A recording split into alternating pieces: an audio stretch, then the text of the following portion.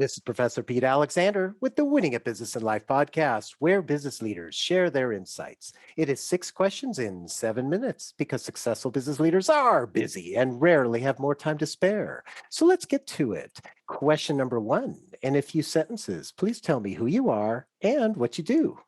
My name is Alan Lazarus. I was born and raised in Uxbridge, Massachusetts in the United States. I am currently a podcaster. We have a podcast called The Next Level University. I've got the thing behind me. Next Level U is the pun because it's becoming the best version of yourself. I'm a podcaster, speaker. I'm also a business consultant. A lot of people don't know this about me. I'm an engineer, degreed engineer, electrical and computer engineering with an MBA. And so I absolutely adore business, podcasting, and speaking.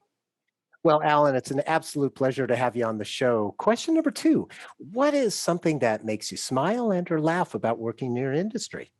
So I work in the self-improvement industry, podcasting specifically, but also speaking and all that. One thing that makes me laugh and smile, I would say a lot of people in this industry believe that there's a one-size-fits-all approach to personal development. Everybody's kind of got their own shtick, so to speak. But what I find fascinating and what makes me smile is that we're all so unique.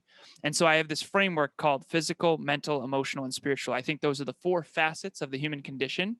And I think some people are more physical, some people are more mental, some people are more emotional, and some people are more spiritual.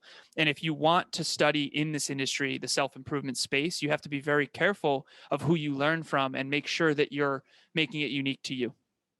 I like that a lot. And actually, kind of on a funny sense, I have a sign in my office that says, "You are unique, just like everyone else." And so it's just kind of like a quick, a good thing to see. You have to go for what makes you, you, right? Got to. Question number three. I have a fictitious book with all the answers for business. What chapter would you think most companies should read? Grit. It's got to be grit. So you told me that a lot of young entrepreneurs and just starting out or early before entrepreneurship, grit is, to me, staying power. Try to build something that's real, building a real business that helps real people and solves a real problem, and try to focus on the long run. Yes, you're going to pivot. Yes, you're going to adapt. Yes, you're going to innovate. But I think having a long-term strategic focus based on what the core values of your business are and staying there, the Earth's core is what I call it, I think is absolutely critical. Yes, the way in which you serve can change and adapt, but the core values shouldn't change. And so grit is the chapter that I would have everyone read, because that's the one thing that is not talked about enough, I think. I would agree with you. I mean, it's something that you don't hear about in books or in webinars or lectures or anything like that. But boy, I tell you, when someone talks about it, everybody listens because they think, yeah, it makes total sense. So I'm glad that you shared that. Question number four, other than the generic work harder, have a great attitude, and care for customers, what advice or insight would you give to other business leaders? Especially nowadays, and this is interesting, I think that we think linearly, but we live in a world of exponentials. And if you think about it, basically now more than ever with the internet, if you touch 1,000 lives and those 1,000 people touch 1,000 lives and those 1,000 people touch 1,000 lives, you're actually at 1 billion. And so I don't think we fully can wrap our head around how quickly things can proliferate in this technological world. And so the main insight here is try hard not to think linearly in an exponential economy. Try not to think just locally. Yes, you have to act locally, but you have to think globally, I believe, especially with a digital infrastructure that we all have access to as long as we have an internet connection. I think that that's really insightful.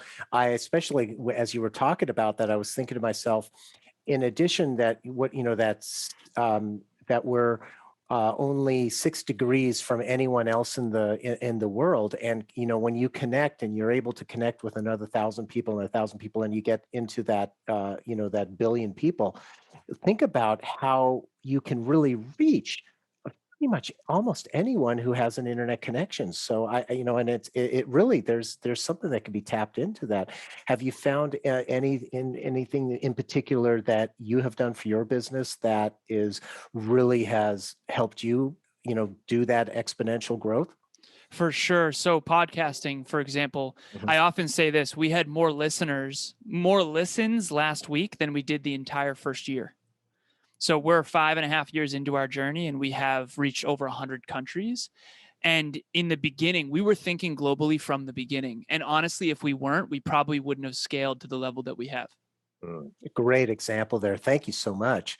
Mm. Question number 5. What other business leader like yourself would you like to acknowledge and invite to be on my podcast? So his name is Anthony Trucks. He is basically a business leader. He started a fitness business and a gym for a while. He was in the NFL actually for a while. Now he's a speaker as well. He's spoken on Brendan Burchard's stages as well. His name is Anthony Trucks. He's a great man. He talks a lot about identity. And I think that that's a really important thing for business insights.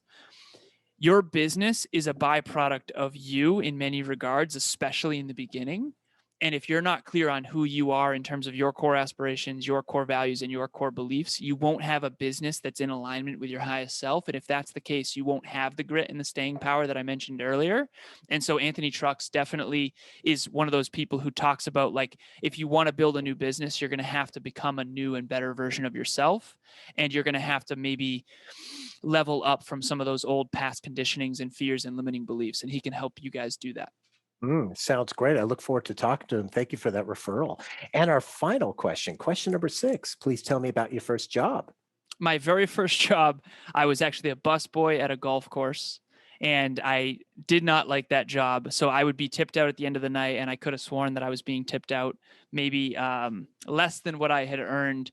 And it's interesting, but it also taught me that hard work is a really important thing. And I'm not just saying that. So as a busboy, it's interesting because you make the least money, but you do the most work out of all the wait staff. And it really, in hindsight, bothered me at the time. But now I understand that you don't start out making tons and tons of money. You have to work your way up. And I think that it stripped away any entitlement. It definitely created humility. Because I was a straight A student in high school and I was still this busboy making minimum wage. And I have reverence for that now. So that was my first job, busboy at a golf course. I was also a cart kid and I washed people's clubs for tips.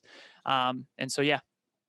I love that story, and I love how you learned about it too. Because I did busboying as well when I was a teenager. And you're right, it really teaches you humility. And also for me, I'm not sure for you, but for me, I have found that I actually have a much more of an appreciation for restaurant staff that I wouldn't have had if I hadn't had that experience. Is that the same with you? It is the same with me for sure. It's actually a lot harder of a job than people realize because you don't know when to interrupt. You always feel like a nuisance, but you're the one who has to take the plates. Sometimes you don't know when they're done eating, right? And so it was a high-end golf course, so some people were unkind at times, and other people were very kind. So it's just it teaches you a lot for sure, and it does give you reverence for those jobs because they're a lot harder than they look. They absolutely are. So, Alan, thank you so much for being on the show. How can people find you? You can go to any podcast platform. You can type in Next Level University, just like it sounds, and we'll come up. Or you can find me on Instagram at alazarus88. So ALAZAROS88. Reach out anytime. Between my assistant and myself, I get back to literally everyone. If anything I said resonated, I'm a coach, I'm a consultant. Reach out. I'm happy to connect. Perfect. This is Professor Pete Alexander with the Winning a Business in Life podcast. Get hundreds of amazing business insights from previous guest episodes on your favorite podcast app. Thanks for listening. Talk to you soon.